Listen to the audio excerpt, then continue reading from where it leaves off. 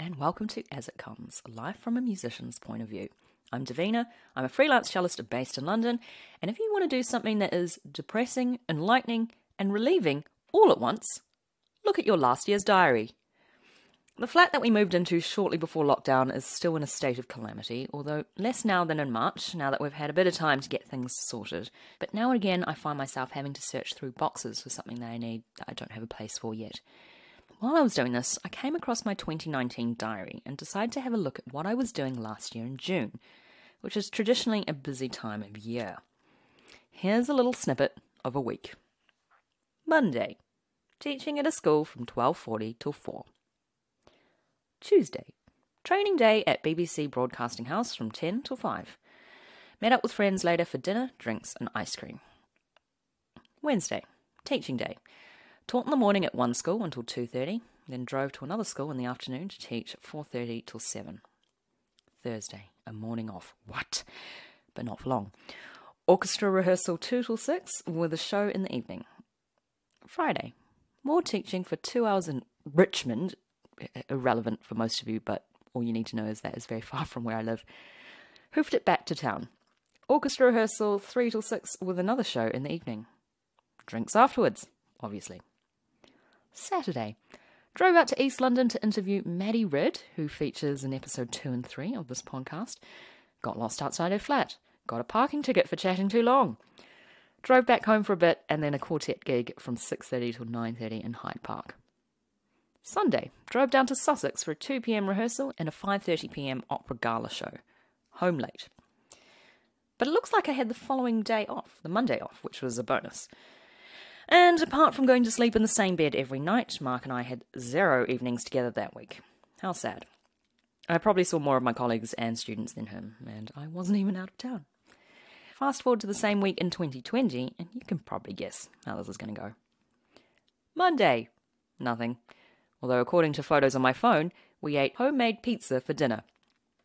Tuesday, my big work day, teaching from 11 till 2:40 for school, and then 2 private students from 3 until 5. Wednesday, a 15-minute phone call with a comms manager. I then went to the supermarket that day. It took forever. Made an apple crumble for dessert. Thursday, a visit from my friend to my Animal Crossing island, D-Rexlandia. Don't ask. If you know, you know.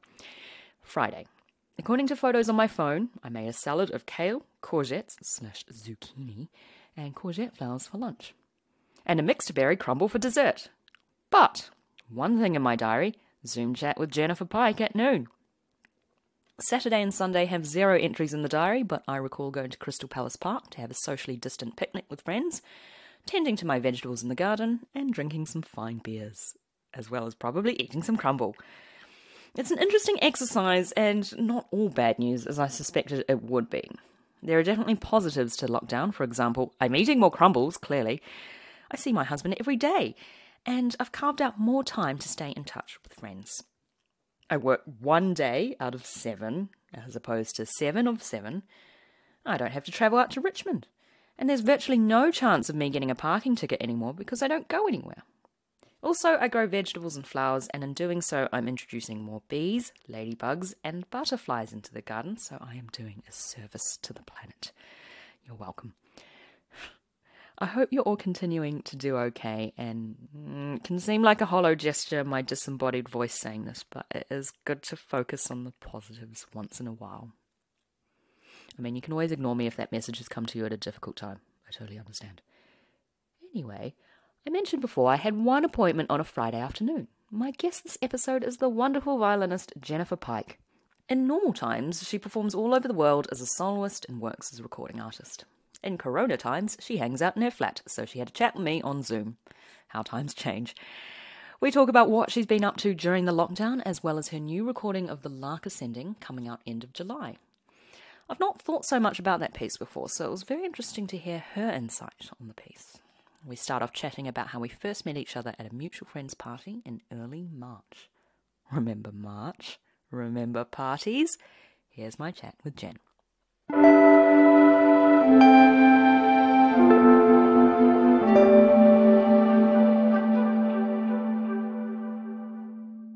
Yeah, I was hoping that you remembered me.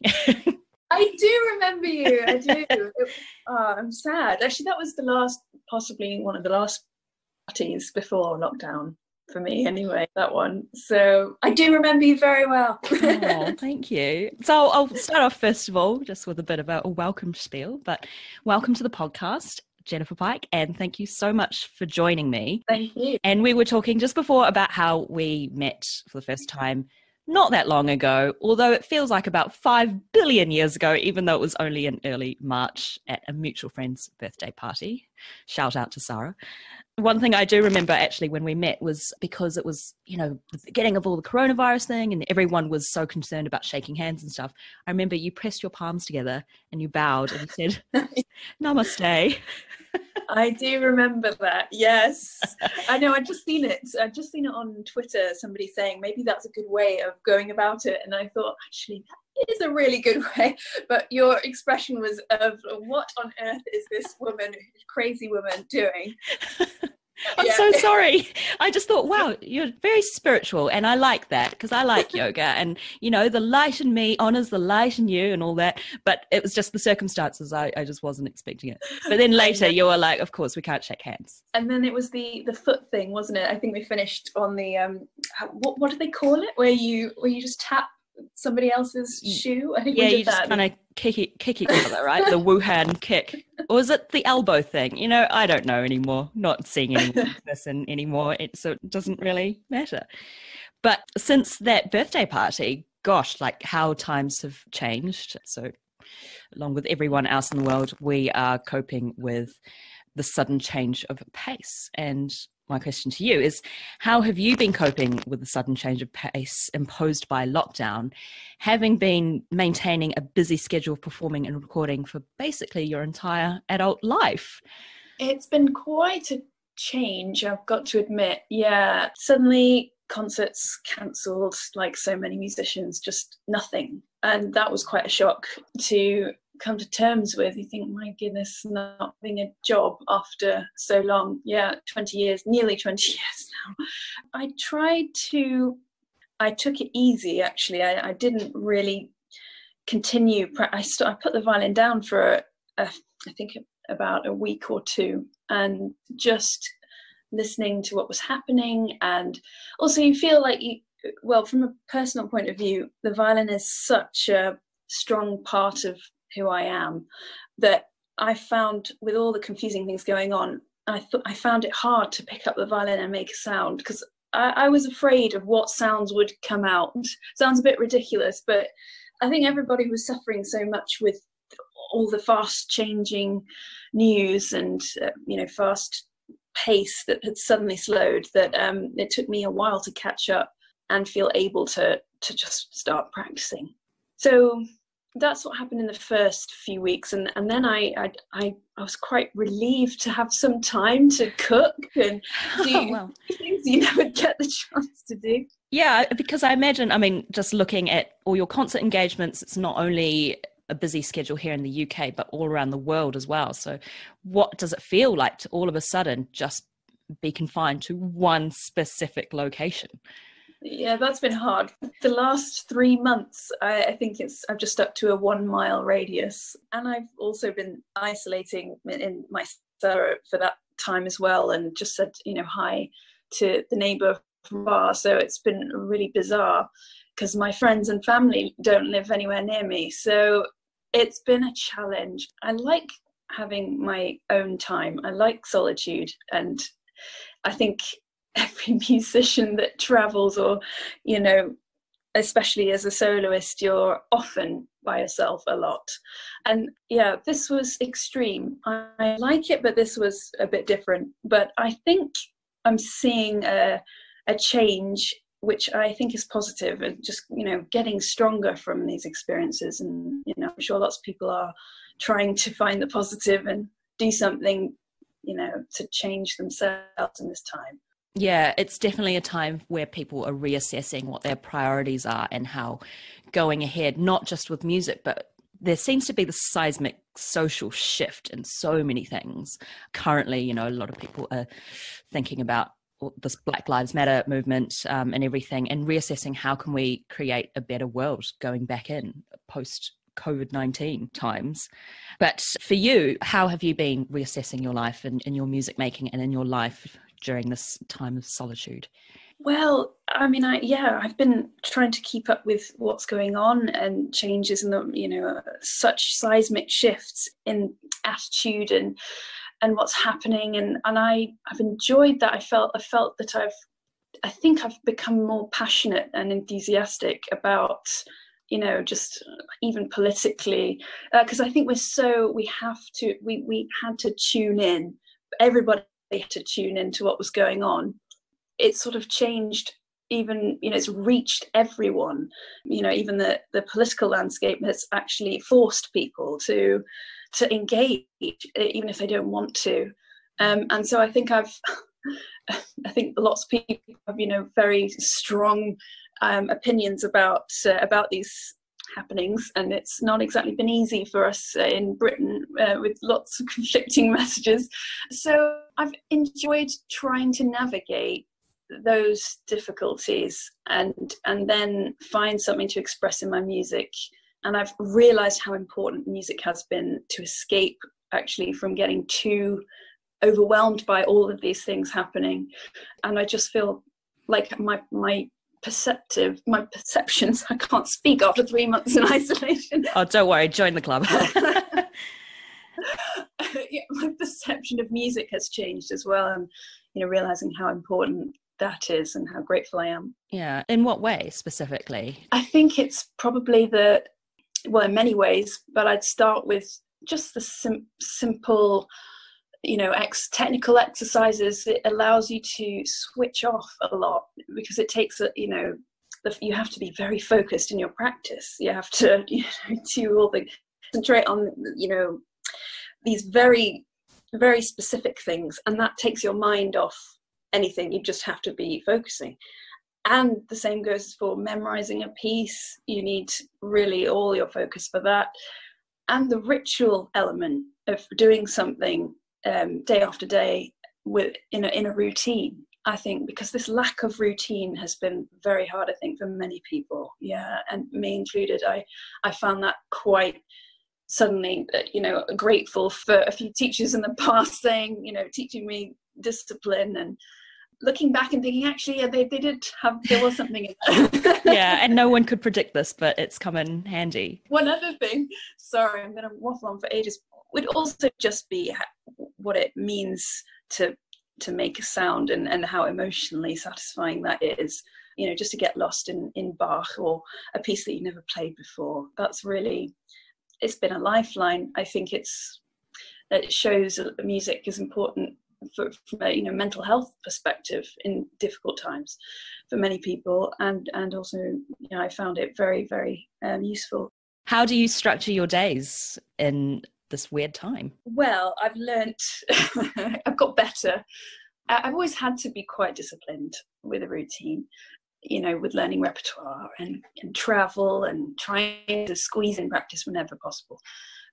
But I have learned that not having a concert to work towards has been quite difficult, because I think a lot of musicians run on adrenaline and on having to do something for a deadline, and having that taken away has been a real challenge. So what I've tried to do is I've tried to set little goals and work towards those, and also sending videos to people, as friends, so I've been doing that on a regular basis as well, just to keep them happy. And I think I've enjoyed it. And also regular walks and cooking. Again, I keep mentioning that, but that's been a big part of routine as well. And washing up, oh my God, and tidying. I am very bored of that now. Oh, it's funny, isn't it? Yeah, it's like, I feel like finally, because I moved into a flat shortly before lockdown happened, and only now have I had the chance to actually get the opportunity to declutter and be, living in a place where I feel actually at home. And a lot of the time you don't get that chance as a musician if you're living out of a suitcase half the time. Absolutely. Oh my goodness. I have complete sympathy. Yeah. But I suppose structure is a good thing to have, especially in this time, because perhaps it gives you a sense of purpose as to why, you know, you choose to express yourself musically, you know. And I think that's one thing that people can forget. They have this ability to play an instrument, and then they think, well, why do I do this if there's no way to perhaps get any monetary reward from it? Then why do I do it? Yeah. But then you have to think, oh, why is it that attracted me to it in the first place? I think it's been good for a lot of people to reassess that kind of thing. Absolutely. You suddenly realize what's important and what music and people who are the people as well that really mean everything. So yeah. So you've been doing some videos, and you mentioned shortly before we started recording about a Facebook Live fail. What happened there? Well, it was one of those moments where, you know, you think, well, what can you do to salvage the situation? It wasn't anything major, but it was just, you know, it should be easy to add a guest on. So yeah, I for my first ever attempt at Facebook Live, I just pressed the live button, and, you know, of course, you're trying to figure out how to add your guest. It was this wonderful composer, Danny Howard, and she was ready in Spain, and she was trying to get onto it, but I don't think for some reason she couldn't, her internet or my internet, there was something that went wrong, but it was fine. I talked to people about her piece, and then we've recorded it on Zoom, and we'll release that. Yeah, so I'll be just a chat with her. But yes, the joys of technology, it's been really tough. Yeah, technical difficulties, I mean, that's something that everyone has been experiencing, isn't it? And also, I mean, because I do a bit of teaching online, and then just the number of times where you're trying to get your student to demonstrate something and the audio and the visual don't sync up. Oh no. Super frustrating. Like, how can I see what you're doing when I can't really hear or see you? It was really, really tricky. But how did you find doing Facebook Live, you know, in absence of a live audience? What was your take on all that? Well, I think there is something quite heartening about all of these mess ups online as well. I think watching people do something quite personal, you know, making music in their own homes, and there's something changing in classical music, making it more personal. It feels more it's just quite touching, I think. The casual element, everyone's, you know, well, I mean, obviously it's great if somebody makes the effort to dress up. I miss that. I really do miss the concert dresses. But there's nothing stopping you. You can put why not? Yeah, maybe I'll while I'm hoovering tomorrow, I just put my concert dress. But yeah, I think that's I found it quite nerve-wracking just to, you know, from a social media point of view, because you can't see your audience. I like being in a hall and really feeling the presence of an audience. So I think that's quite a challenge. But there are positives as well to it. But I'll let you know how the next one goes. Yeah, hopefully without the technical difficulties. Yeah. So what were you meant to be doing at this time of year in your performing schedule? Oh, I'm sad. I don't want to bring the tone of the conversation down, but lots of tours, lots of I was meant to go on a tour with the St. Petersburg Symphony Orchestra and do Tchaikovsky concerto and Korngold as well, which is the most wonderful piece, and also play with Rinterfell and Hannah Stone and in the Albert Hall, and I think that would have been wonderful. But you know, hopefully in the future, I really hope these things will happen. You know, again, reschedule rather than cancel. Yeah, that's the thing. It's like it sucks now, as we all know, and it can be really heartbreaking. But I think that goes with anything really that doesn't pan out. It's really easy to think, oh gosh, what could have been? But then there's hopefully an opportunity to do something like that in the future. Yeah, and have it change hopefully for the better. You know, if we have the support, if the government really listens up to, you know, what's happening in classical music, and it's still, you know, able to flourish, then I think that musicians and artists will really, you know, we do really fight for what we want, and I think we'll be very creative and imaginative with how things can change in classical music for the better, and reaching communities and making it more relevant for what we need right now, what communities need right now. Yeah. Well, I think that's the thing, is really highlighting that importance of music and the arts and what we do right now. And there's nothing like a 3-month quarantine to make you realize how important the arts are, because they are pertinent throughout. Even if we don't have the concert halls and everything, they are what we are experiencing right now. And it is just super sad to think that it can all get kind of swept under the carpet. Yes, at a time where it's shown how important it is for everyone, creativity and music. People are really, really need it now. It kind of reminds me, my sister is working frontline as an NHS doctor, and she said to me at the beginning of this lockdown, she said, please keep playing, just keep, I need to see on my feed something other than, what's happening. So, really hit me that I often practice and want to be ambitious and want to get better at an instrument, and it's so easy to forget what it means for people, getting this piece learned or better at this, or And while it is so much about the expression of our own personal musical journey and development, you do, as you say, you have to think how it does benefit the audience and the people on the other side as well. Yeah, absolutely. Yeah. But speaking of concerts, I read this morning that you do actually have a live concert coming up next month, right? With London Mozart Players. Yeah, I'm very excited because that will be on the 22nd of July, I think. Just double check that.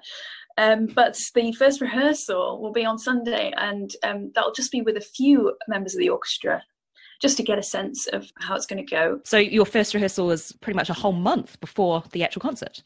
Yes, it was quite last minute, because I was going to play with them in September, and because it was going to be a live concert with the audience, they had to rethink how they were going to do this, and so they brought it in much earlier, and then they just happened rehearsing for this first concert they're doing with a whole other repertoire and other artists, but they're in the area because they're in southeast London, so it's down the road for me. I can simply go and meet them 5 minutes away, which is great. Yeah. Oh, that's amazing. You don't have to get on public transport, because as the government says, don't get on public transport unless you have to. So if you can walk, that's a bonus. But that's a bonus in normal times as well, I suppose, isn't it? Definitely. Yeah, it's special just to pop down the road. Yeah. Just a little side note, I think you're just up the road from me, right? You are. I mean, you must be about 10 minutes away then. Amazing. I actually could have probably done this outside. Yeah, that would have been quite nice, just from 2 meters away, just like hello. No, well, we have to do playing, maybe chamber music or something outside. Who knows? Oh, yeah, amazing. Yeah, chamber music across the fence. Oh, yeah, we can do that. We'll find a nice local park and we'll have a jam session. That sounds perfect. I'll get ready. Can't wait. Wait.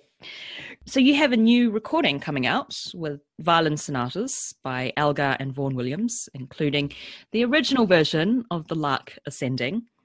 And the Lark Ascending, I think we can all agree, is a staple of violin repertoire, and there are no shortages of recordings and performances out there of this piece. So tell me about your personal stamp on this piece and this recording. Well, what's very special for me about this particular recording is that it's in the original version. So I really love playing this with Martin Roscoe, and it's violin and piano. So it's a completely different feel to the orchestral people that know and love. And having performed the orchestral version in its two different versions for a full orchestra and a smaller chamber orchestra, and also in an arrangement for choir and violin, a Swedish choir and violin, yes, by Paul Drayton. That was actually my last CD release, which works beautifully. So I really enjoy playing the Lark Ascending in its original version in many concerts, and so the feedback from the audience has been, I'd never heard it that way before. It's totally different, and I actually like this very intimate journey. So it's also quite. I'm trying hard not to give it away too much. I hope, I hope people will seek it out and be surprised. But it's because the piano can't sustain like an orchestra can just by nature. The sound ebbs as soon as you hit the key. It sort of changes the whole feel of the piece because it's much more vertical. It's sort of like bells being struck, these beautiful sounds, beautiful chords from Vaughan Williams. And so rather than the orchestral version, which is very linear and sustained, and we have this very comfortable sort of bed of sound, which the violin floats over. And I love that. But I think it's very poignant in all its versions. And this one is very touching. And also because of the context, First World War, he wrote it in 1914 for violin and piano. And then 6 years later orchestrated it. So we have this pre and post-war testament to this time. Yeah, it's kind of echoes of what's going on an entire century later right now, and how much can change in 6 years. How much can change in 3 months even. I know, absolutely. I've enjoyed it very much, and I hope people won't think, oh, I've got that version and I've got Lark Ascending, because it is very, very different hearing it like this. It's got a different message, I suppose, and just having the two instruments has, as you say, a more intimate feel. My experience of that piece is holding that long E forever at the beginning. Yes. I have heard that that's quite a challenge. I mean, it's very difficult. I mean, the violin, oh my goodness, all the cadenza is difficult, but I think I would rather do that than have to hold that. Wow, yes. If you get a great soloist, it can be really wonderful to listen to, but there are times, like with any job, I suppose, where your mind will wander and you will just be thinking, what am I going to eat for dinner after this? I know. And also I think just from a posture point of view, that is a real challenge to do that. And with everyone doing that as well, and everyone being so still. But I think when it works and everyone's focusing, it just is the most magical experience, and it's just magic, isn't it? That sort of hushed, it's a sort of breathless sound that comes out of really touching the strings with no pressure at all. And so difficult to do. I think I remember hearing something like that for the first time when I was a lot younger, and because so much of learning how to play an instrument is making a substantial focused sound, and then not really speaking so much about how to make a good piano or pianissimo sound. And then when you hear that sound en masse from like a huge ensemble, it's really quite breathtaking. It's unlike anything else.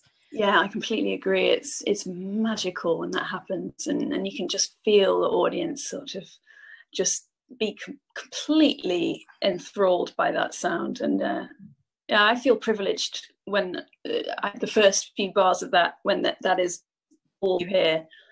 It's a privilege to be near so close to the orchestra and hear that and able to sort of improvise over it.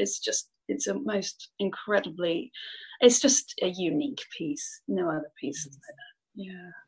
How many times have you performed that piece? Do you know? Oh, that's a good question. I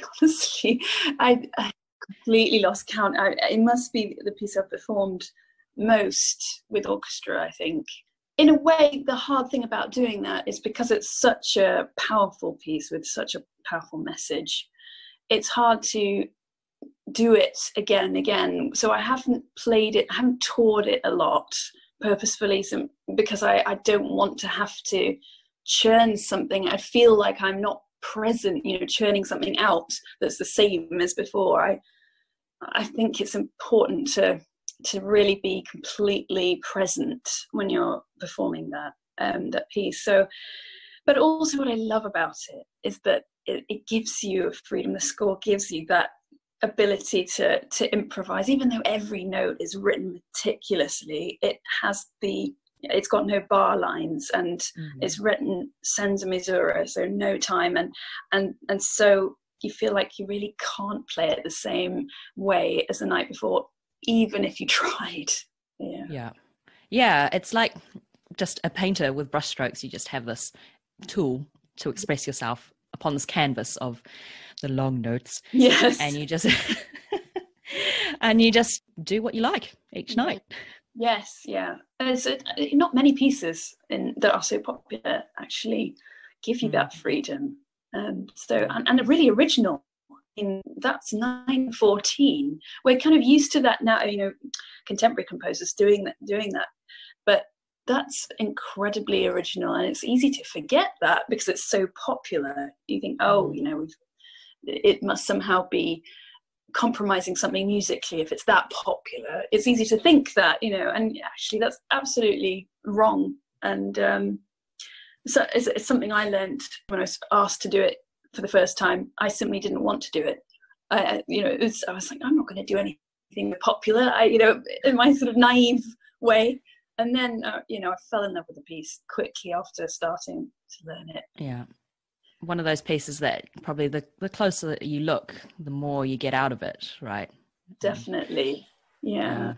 I think it's easy with lots of recordings. The problem is also for interpretations to be sort of accepted and then sort of unconsciously copied, so that a piece can start to sound like there's an accepted way of doing a piece. That happens a lot with, Brahms, Beethoven, Tchaikovsky concertos, that sort of violin tradition of playing pieces. Because we can record them, they can often then start to sound similar. So that's a challenge, and that's why I think performing live is important, and just as important as recordings.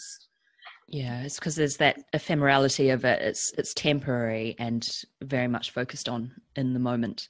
I mean, I remember my days at Sydney Con, and there was a teacher there who used to give out his teacher's fingerings, his teacher's bowings for all the same concertos, and just basically ask the students to replicate that. And while there is some use in that, you have to also have the tools for self-expression as well. Otherwise, you'll just end up echoing completely generations of instrumentalists past. Yes, absolutely. And I think that's what I like about the Vaughan Williams Lark Ascending, because I think there's a lot more that can be said of it. I mean, that just thinking specifically, the opening couple of bars is meant to be played over the fingerboard, sur la touche, so it and very, very quietly. And so you never really hear that, because it takes quite a lot of courage to do something like that, because it's your first impression, the audience's first impression, the first couple of notes. And so to give that really fluty sound that happens when you put the bow across the fingerboard, for non-violinists listening, it's a really magical sound, but it's not really what you're taught. You're always taught to play in the certain parts of the violin, but when it happens, it's magical. So I think we can be braver, I think, as musicians sometimes, with, not sticking to the rules what we've been taught. Yeah. I just had this hilarious image in my head of next time you performing that live, and you with your bow at the same contact point as your fingers. I might do that in your honor, just to think Davina's going to expect that. I don't want to disappoint. Oh, cheers, yeah. And then your bow will be on the other side of your fingers, and then you'll have to do everything in reverse. Oh, that's an idea. Yeah, well, you've got time to practice, so good luck. That's true. It's really nice to hear someone's personal insights into a piece like that, which, as you say, very, very popular. No shortages of recordings and performances, as we said. So thank you for that. So what's next for you in terms of recording? What would you like to record next? Wow, that's quite a massive tough question. Yeah, that's a good question, but very tough to answer. Well, I'd love to do more Polish music, because I'm half Polish, and sound world fascinates me a lot. It's very daring. It's full of difficult techniques, and very dark as well. Some Polish music, especially contemporary Polish music. So I think I'd like to discover more of that, just following on from experiment, breaking rules with playing and playing technique. That's definitely a space you can do that. So I'd love to do more of that. Having tempted by Penderecki and Knapik and Gorecki, I just love that very scary sound world. It can be quite a scary place for the audience and musicians. But when it works, it's really thrilling. I think that's got to be one of my favorite experiences, playing Polish music on stage. Yeah. Because you released an album of Polish music last year, is that right? Yeah, that's right. So there are plans to do it in December, the next one, the return of the Polish violin. So it sounds like, well, like the sequel to a trilogy, like the Star Wars trilogy. Return of the Polish violin. I need to give it some more thought. Oh no, it won't have a title. Oh, so that's not the album title. I'm disappointed. No. The return of the Polish violin with super soltesto bowing. Yeah, that sounds like a superpower, actually. I love it. A super soltesto. That would be my superhero image. Yeah. Very, very, very subtle, not often heard, but very powerful. Yes. Perfect. Oh, lovely. What are your thoughts on diversity in programming? What do you think you can do to boost the profile of composers that perhaps don't enjoy the same platform and sustained success as, say, Elgar and Vaughan Williams? Well, I think there's a lot that musicians can do in their programming, definitely. And it's a joy to discover some composers that, have really not seen the limelight. One composer who I've really been enjoying listening to is Julia Perry, who's absolutely fantastic Black composer. I think the piece I heard last week was probably 1950s. I need to check that. It was a short introduction to the orchestra, which was played by, I think, the LA Phil. And I was just sort of, on YouTube, and I found it, and it was just so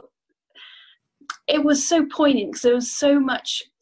It was very angular, very uncompromising, and I really resonate with that sort of music. I mean, I find that from a Polish perspective, it's very uncompromising, so I'm quite drawn to that music.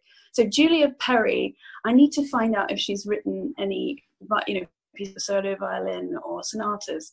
But yeah, I'd love to start programming and do better at programming and finding out many composers that deserve to be heard. Florence Price as well, her violin concertos. So recording those and putting pressure on record companies and trying very hard to, alongside well-known pieces. Because I found that it's very hard to, I have found with pieces that are unknown, is the promoter will often say, well, we have audiences we need to please, and you need to think about that. We need to make money from the concert, and they will only buy the ticket if there's A, B, C on the program. So it's an uphill struggle with that. So I'm hoping, there is only so much that we can do as musicians to try to push the case, but it's to change from the people that have the power to really implement that change. But being heard and voicing your passions and opinions is more important than ever. It's taking that dive, isn't it, to find these new pieces of repertoire as you're Googling and stuff, but also just trying to spread the word, and it makes you realize how much more work has to be done. And as you say, quite often the people promoting having to fill those specific quotas, they're the types of people that we need to put pressure on the most, don't we? Definitely, yeah. And institutions, and they need to be really reaching out to the community. That's, I think, what is the coronavirus pandemic has shown, is that music is important for everyone.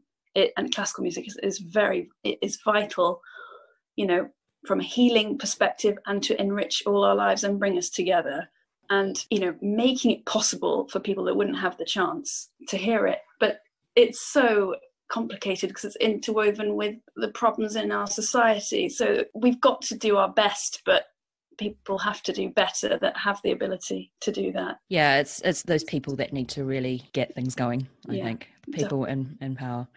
I've been thinking so much about that recently, just the kind of structure of everything and how things need to change. Yeah, and it is amazing how it feels like we see the problems so much more clearly now because of what's been happening, and it's quite a shock to see it like so in such a stark way, and we're forced, and I think it's good that we're forced to see it because we're in lockdown, because we don't have what we have to do every other day, because we have to, so we have time to think about these things, which is good, I think. So hopefully when we emerge, things will be starting to change, but it's a long road. Absolutely. Very, very long road. But yeah, I mean, as we've said before, it's a good time for reflection and reassessment. And so hopefully we can go back into the post-COVID world.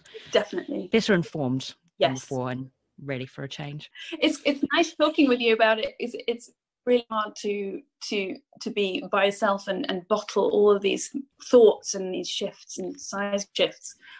So it's very therapeutic to do that. Yeah, no, I mean, I feel the same. Like, having Zoom conversations and Zoom interviews in this case, because it's just remembering how to talk to another person. Yeah, yeah. And while it's not exactly the same as talking to someone in the same room, it's practice and communication, if anything, and that's really important. Definitely need that after 3 months. Yeah, God. I just had another image of you starting the Lark Ascending Sol Pont. That's like a really geeky thing. Actually, that would sound great. Can you imagine that? Sol Pont fortissimo. Like, what happened to this lark? Okay, well, sorry. Joking aside, I should take that more seriously. No, I love it. It's being daring. I think that you're right. There's so much more experimentation that we can do. I mean, I think it's quite spooky sound it that near the bridge that close. It's quite exciting. We do it in Vivaldi, and we sort of feel like we're able to do things like that in those sorts of pieces. I think it's time. Well, remember where you got that idea. I will. I promise. I'll credit you in the program. Oh, cheers.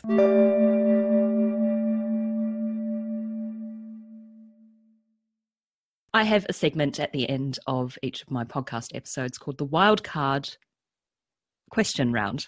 I don't know why I just momentarily forgot how to say that. Must be all the isolation. The Wildcard question round, where you have the opportunity to choose what I ask you next based on 3 topics that I present you. Oh, exciting times. Oh, very exciting. It's really interesting to see how people react to that, because a lot of people don't like surprise. A lot of people thrive on it. And then a lot of people are like, what is this, a game show? It's nice. No, it's good. It's good. I'm missing the surprise and the adrenaline of the concert. So anything to get me nervous is a good thing. It's a good thing. Yeah, of course. Get that kind of feeling of performance adrenaline. Yeah. So we have spirit animal, food, and if you weren't a musician. Oh, wow, that's difficult.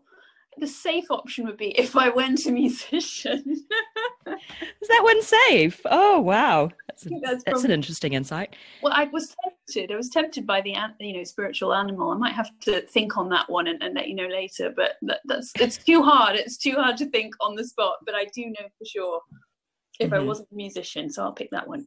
Okay, so if you weren't a musician, what would you be? I think maybe a writer. I love anything creative. I don't think I express well with words as well as I feel with sounds, but I love it, and so I find it quite therapeutic, and so I think maybe a writer of some kind. Yeah, that's really interesting. I feel like a lot of people need that creative channel, don't they? Whether it be music making or writing or painting or whatever they choose to do. But I find writing really, as you say, therapeutic, because especially if you're in isolation and you've got no one to talk to. Yeah, it's really good for the soul, isn't it? You feel like you can just let out your emotions somehow by being creative. Yeah. And it orders your thoughts a little bit as well. Definitely. And even I found, if it's not making any sense what you're writing down, it's really satisfying when over time you can then sort of edit things and it takes a shape like learning a piece does. Yeah. So it's very satisfying doing that. And even if it's a silly poem, which I was also doing at the beginning just to keep spirits up, to send to friends. We were writing, kind of just funny poems to cheer each other up. So I love a silly poem. I do loads of poems from the viewpoint of my cat, Romeo. Oh, brilliant! Oh, fantastic! Have you published any? Have you posted them? Well, I've just put them on like Instagram. I'll see if I can find a recent one.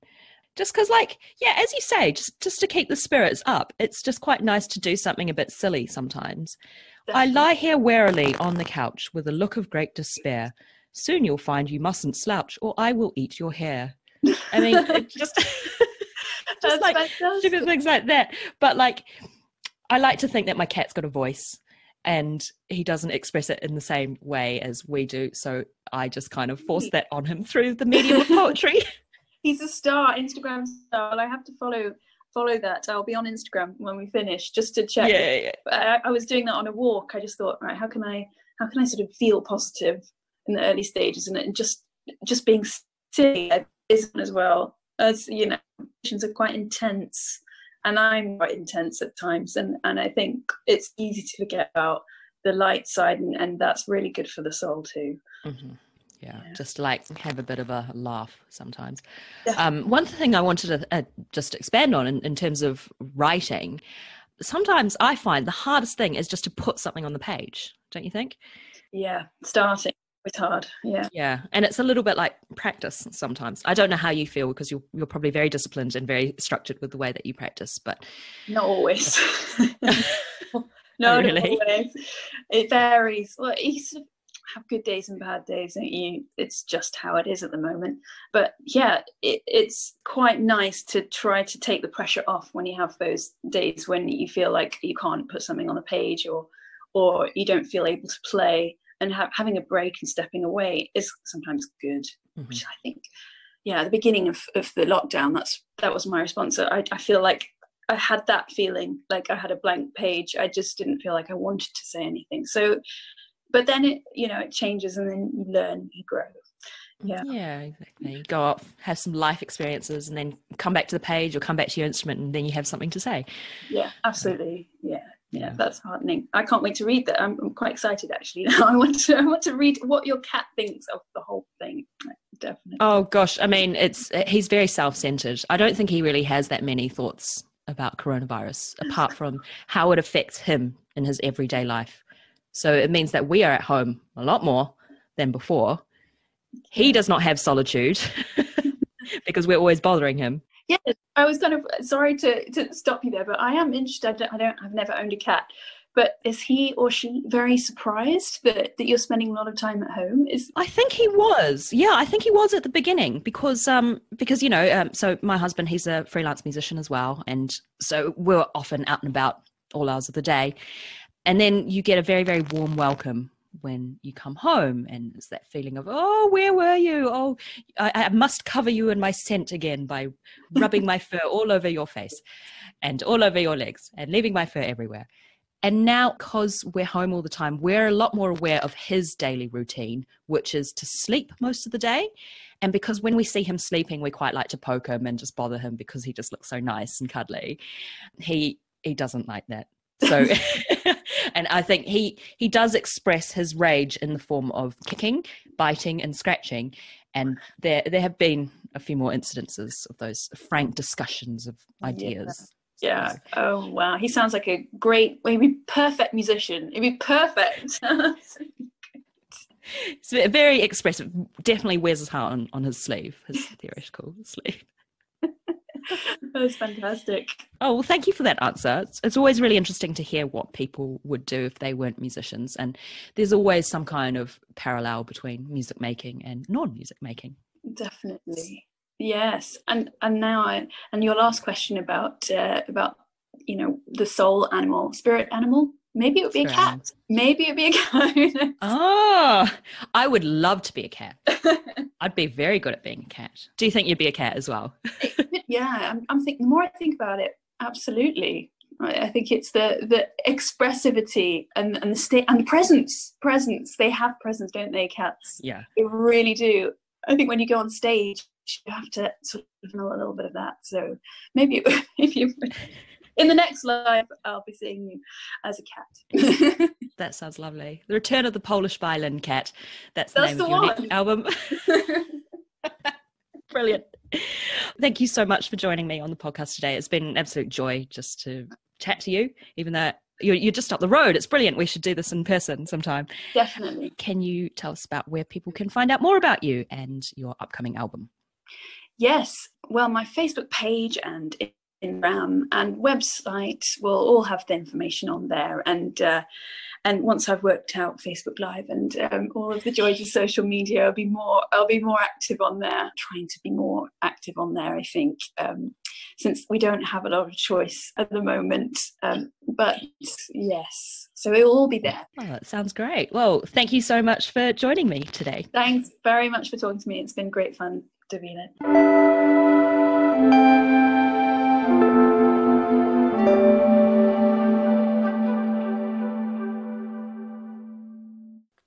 That was Jennifer Pike. What a legend.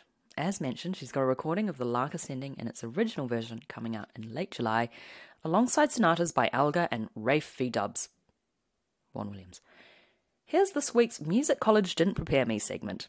I put out a call for musicians doing online teaching throughout the pandemic to tell me something they say constantly that illustrates their frustration and highlights the novelty of the platform.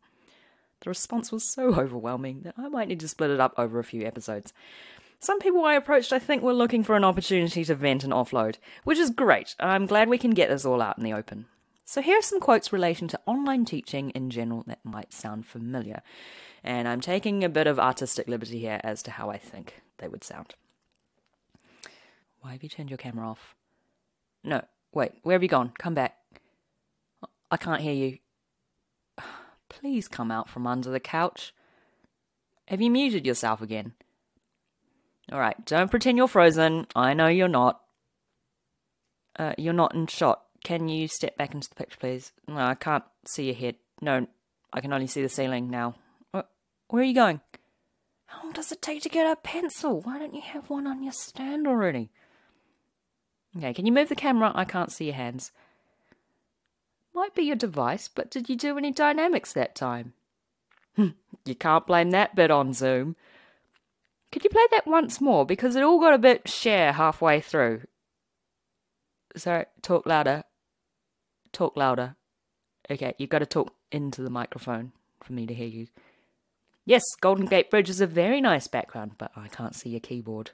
Okay, we're going to go from bar 10. Count with me. Bar 10, 8, 9, 10. Got it? Yes? What do you mean you don't know where we are? We just counted. Are you sure you switched on original sound? Thanks to Jenny, Joanna, Uchenna, Verity, Sophie, Ellie, Dan, Chrissy, and all the others who didn't want to be named for those contributions.